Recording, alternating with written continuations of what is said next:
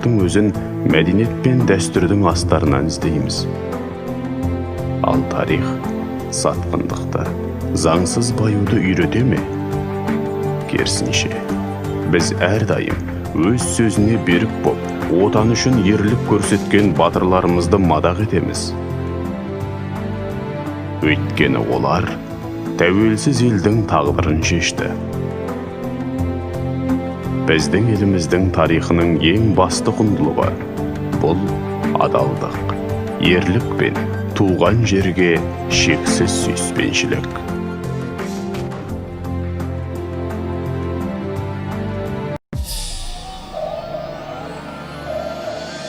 Жемқорлыққа жол жоқ. Мемлекеттік қызметкерлерге қызмет бабын пайдаланып, жеке және заңды тұлғалардан сыйлық алуға, емдік сауықтыру мен демалыс жолдамаларын қабылдауға қатаң тыйым салынады.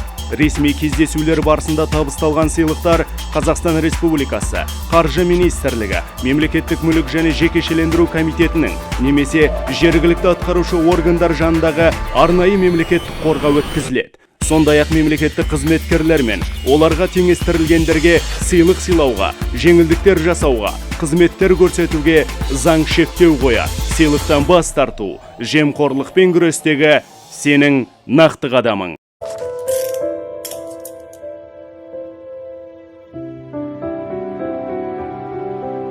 Парасызда бақытты өмір сүруге болады.